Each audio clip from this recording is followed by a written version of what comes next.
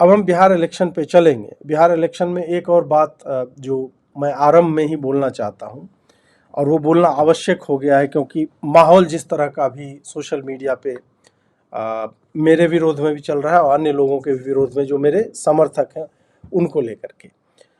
आज जब seat distribution हुआ तो उसमें फिर आने लगा, जो मैं कल आपको बता रहा था, कास्ट का ब्रेकअप आने लगा।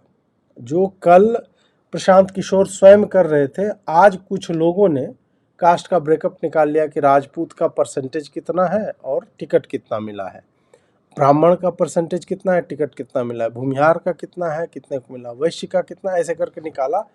और अब अलग अलग जातियों के हैंडल अपनी अपनी जाति के साथ अन्याय होता बता रहे हैं कि हमारा 3.48 है और हमें जो है 11 सीटें मिली हैं, लेकिन उसका 3.3 है, उसको 14 सीटें कैसे मिल गई, 14 टिकटें कैसे मिल गई। ये जो तथाकथित सवर्ण जातियां हैं उसके भीतर अब ये जातिगत हैंडल्स जो भी हैं वो अब माथापच्ची इसमें कर रहे हैं।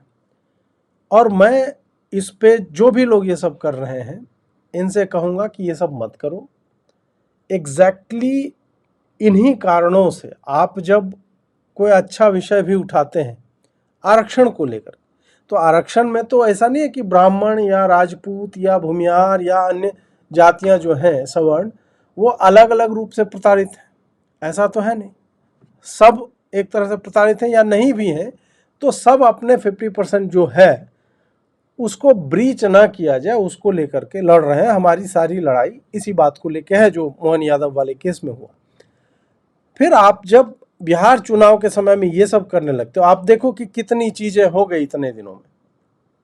हालांकि सबका ठीकरा मेरे ही सर फोड़ा जा रहा है, वो भी मैं लेने को तैयार हूँ कि ठीक है आप कह दो, मतलब जो लोग लिख रहे हैं, हालांकि कमेंट में उनको उनके ही पढ़ने वाले पेल रहे हैं, परंतु फिर भी कि ठीक है, मुझे अगर तुम करना चाहते हो कि अब एक नया आया है, चुनाव के समय ही क्यों ये सब होता है, तो चुनाव के समय ही क्यों होता है ये सब, अब मुझे बता दो तुम कि क्या सीजेआई ने जो स्टेटमेंट दिया उन्होंने चुनाव को देखते हुए दिया था?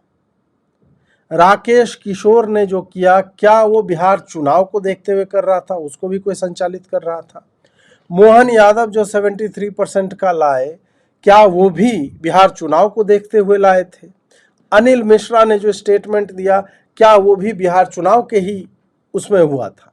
और उसके बाद जो मेरे ऊपर वैयक्तिक आक्रमण हुए हैं भाजपा से संबद्ध, भाजपा के पेरोल पे जो लोग हैं उनके द्वारा, क्या उन्हें नहीं लगा कि जब आप ऐसा कर रहे हो तो उसका परिणाम क्या होगा?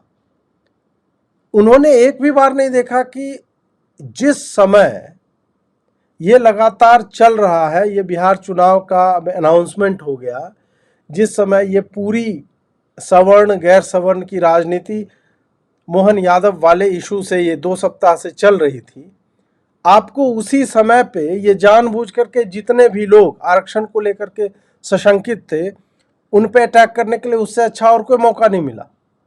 और उसका आरोप तुम मुझ पे लगा रहे हो कि मैंने जो है ये जातिवाद किया, सवर्ण को जो है अलग कर दिया। मैंने किया, जिस व्यक्ति को तुम पैसा दे रहे हो उसने नहीं किया। पुनः खैर उस पर मैं बहुत चर्चा कर चुका हूं कल। आज मैं यही आप सबसे कहना चाहूंगा कि आप ये सब मत कीजिए। चुनाव में जो टिकट डिस्ट्रीब्यूशन होता है वो जो भी पार्टी है और उनका जो भी मैकेनिज्म है, ठीक है, उसके आधार पे ये तय होता है। अब विनेबिलिटी क्या है, कास्ट इक्वेशंस क्या कह रहे हैं, पिछले बार किस कास्ट को कम दिया गया था, या क्या उस जाति के लोगों में अधिक नाराजगी है, वो इतने बटे हुए हैं कि बहुत सारे सीटों पे उनके बटने के कारण जो है समस्याएं हो सकती है। ये सारी बातें जो है कंसीडर करनी पड़ती है, उसके बाद वो होता है। कई जगह पे ये भी होता है, मतलब कई पार्टियों में जो प्रभारी होते हैं उन पे आरोप लगते हैं कि ये बाहर का है और इसने पैसे लेकर के टिकट बंटवारा कर दिया है।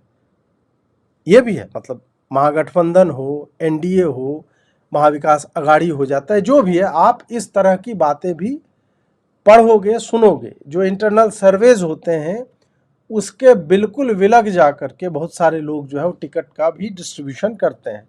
इस कारण भी लोगों में समस्याएं होती हैं।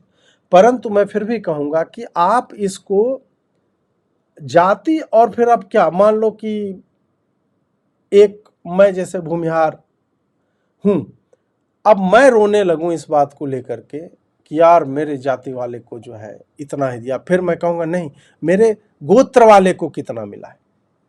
अब मेरे गोत्र के नाम का एक हैंडल कोई बना ले कि ये फलाना गोत्र वाले है, भारद्वाज गोत्र वाला बोल रहा है कि उसको इग्नोर किया गया है, कश्यप वाला बोल रहा है कि उसको भी इग्नोर किया गया, वत्स वाला बोल रहा है कि उसको ज़्यादा मिल गया। इसका कोई एंड नहीं है।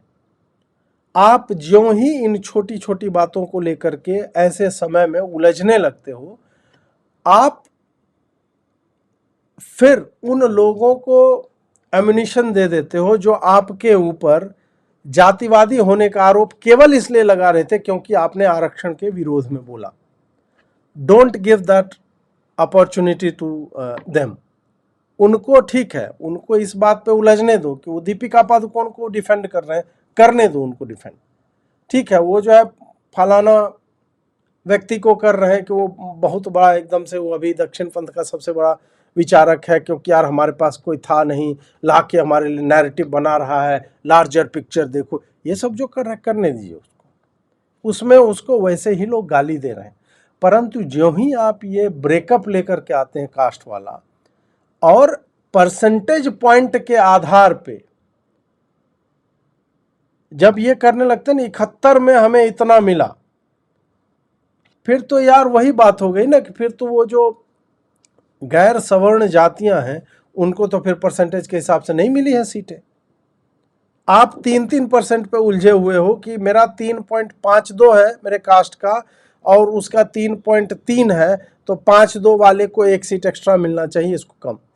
दैट मीन्स कि आप सही में जातिवादी हैं और आपको राजनीति में जातिवाद, आप हो सकता है कि उस विधायक से कभी मिले भी नहीं, आपको कोई काम भी ना पड़े, परंतु आप कुछ लोगों के कारण जो है उसमें घुसे जा रहे हैं और कहीं ना कहीं पूरे मूवमेंट का नैरेटिव का सत्यानाश कर रहे हैं।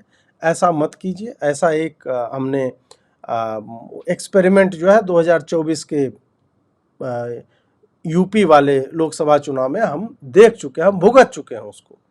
इस कारण उन लोगों के चक्कर में मत आइए। हो सकता है कि ऐसे हैंडल या तो अनभिज्ञता में ऐसा कर रहे हैं या फिर जो उस समय मैं बोल रहा था ये राजपूत ऑफ इंडिया टाइप का हैंडल जो था, जो मुसलमान चला रहे थे और उन्होंने राजपूतों के नाम पे जो है ठीकरा फोड़ दिया कि हम जो है बहुत नाराज चल रहे हैं, हम लोग को इग्नोर किया जा रहा है, हरा देंगे हरा देंगे। और एक्चुअल में हुआ कि आपने इमरान मसूद जैसों को चुना है और वो जीतने के साथ ही जो वहाँ पे समाज में किस तरह से, अब मैं उसमें उतना डिटेल में नहीं जाना चाहता, तो फूक फूक करके कदम रखिए। अब 10-20 दिन बचा हुआ है और जो चाहते हैं कि आप उस खांचे में सेट हो जाए, उस खांचे में सेट होने से बचिए। मेरी यही आप सबको सलाह है। अब आगे बढ़ते हैं मित्रों। कोई बताएगा अजीत भाई? मित्र देखिए है ऐसे हैंडल्स हैं, ये ट्विटर पे हैं, बहुत सारे लोग कर रहे हैं, अभी स्टार्ट ही किया है। इस कारण मैं कह रहा हूँ कि ये 243 सीटों का ये डिस्ट्रीब्यूशन होने जा रहा है। Don't fall in that kind of trap, ये होने दीजिए। पार्टी समझेगी, पार्टी जैसे उत्तर प्रदेश में समझी, पार्टी जैसे महाराष्ट्र में समझी, पार्टी जैसे हरियाणा में समझी। विधानसभा हो, लोकसभा चुनाव हो, उसमें उनका विजडम है एंड लेट देम बी। आप अपनी तरफ से ऐसा माहौल मत बनाओ कि लोगों को यह कहने का अवसर मिले कि तुम तो पहले से ही जातिवादी थे। जातिवादी होने के कारण तुमको समस्या है आरक्षण वाली नीति से। जातिवादी होने के कारण तुम्हें समस्या है कि भाजपा जो है एक फलाने नेता को जो है इतना बड़ा बनाना चाह रही है। वो मत कीजिए, लॉजिकली बात कीजिए, लॉजिक पे डटे रहिए। ये आपका कार्यक्षेत्र नहीं है कि किस जाति के किस व्यक्ति को टिकट मिलेगा। That is completely the prerogative of political party. हमारा आपका समर्थन या विरोध विचारधारा को लेकर है। विचारधारा में हमारी जाति के किस व्यक्ति को टिकट मिल रहा है वो आती नहीं, फिर वही जातिगत हो जाएगी ना विचारधारा। आप राष्ट्रवादी से फिर हट चुके हो, वो मत कीजिए।